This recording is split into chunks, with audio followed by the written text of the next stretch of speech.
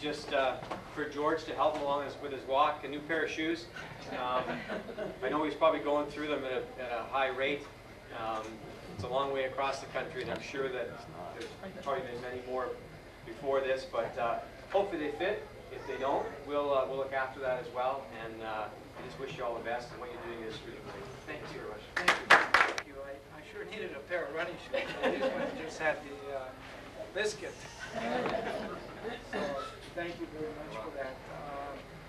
Also want to thank the mayor and the MP and the LMA for saying some wonderful words about our donations and some introductions of myself.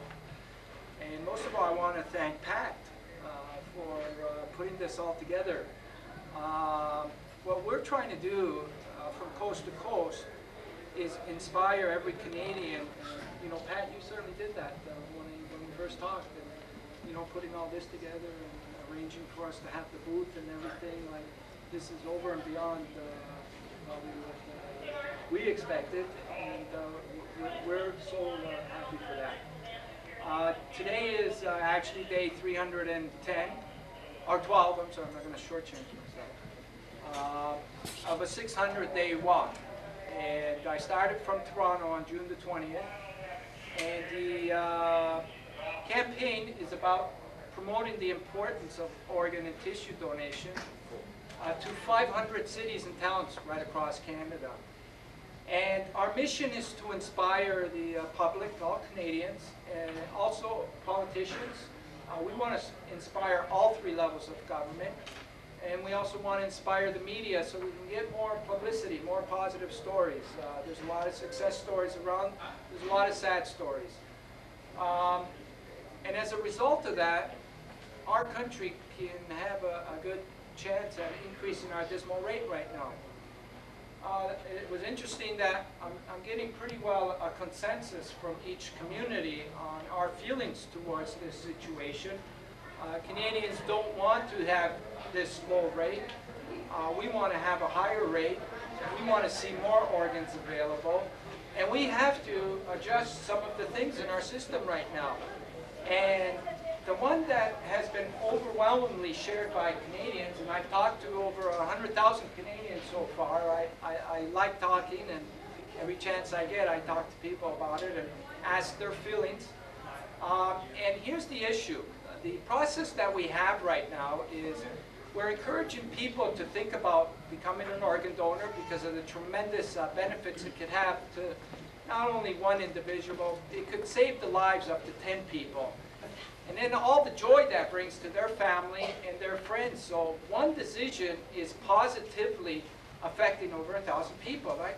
That's pretty awesome. People to just think about that for a minute and think that you could decide to make that much of a difference is just incredible.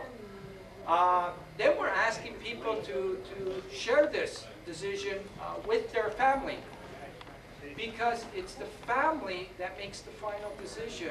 And now usually an organ is available after a tragedy. So here's where sort of we're getting a lot of agreement from Canadians right across this great country that they're feeling that it shouldn't be this way. We are totally reliant on that family during a time of shock and during probably a time of grief, and probably the worst time to approach them to make such an important decision. And usually they're not in the right state of mind. And even after discussing it a week before and supporting the decision, how can you possibly get prepared in a state of shock? You know, so many times we're having families that are saying no when they're asked, and we're having a lot of times when hospital officials aren't approaching the families because they're seeing them in a state of shock, and it's a very difficult time. So what to do about this? Well, I've asked Canadians, how do they feel about putting your decision, making it legal binding, so that we wouldn't have to disturb the family at that very important time, and to be as less dependent on approaching the family, and have the decision stored in a data bank, in a registry, where hospital officials would be trained to have it pop up and start. And let me tell you, the family that lost their loved ones will benefit from that, because it helps so much with the grieving, knowing that possibly up to 10 lives were saved because of that decision. So what I'm saying right now is on behalf of many Canadians that I've talked to, and one in particular. When I was passing through Owen Sound, I had, after I finished talking, I had a mother throw herself in my arms because she was so emotional. And she told me the story about losing her daughter 3 months ago, and 1 month before that, discussing their support for if she passed away, about donating her organs. And she told me when she lost her daughter in a tragic car accident, she couldn't say yes at that moment. And she was living in so much regret afterwards. And she's still living with a lot of regret today. And she wished that she wasn't asked at that moment, because she would have said yes before and she would have said yes afterwards. So this is definitely one area that you know, we need to address. And I think the answer is, if we really let Canadians vote on this, Canadians should have a vote on this. I mean, it's their decision. You know, this shouldn't be done by a few group of people. We should see how Canadians feel about that and put a referendum together. And we would start taking the proper steps in addressing this problem.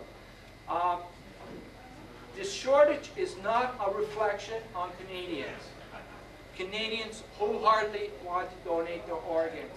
We need to do something about the system. So that's one of the steps that we can take.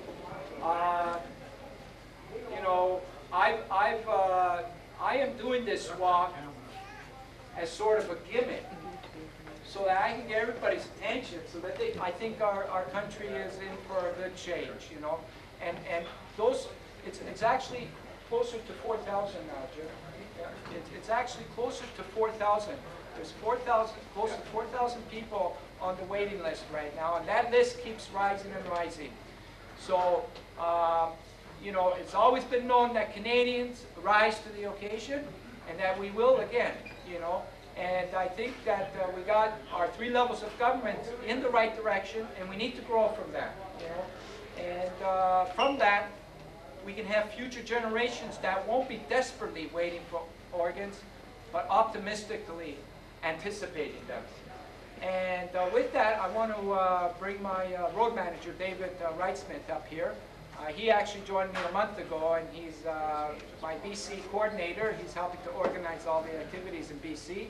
And he's also a liver transplant recipient himself. So I can take over on the camera there, David, if you wanted to come up here.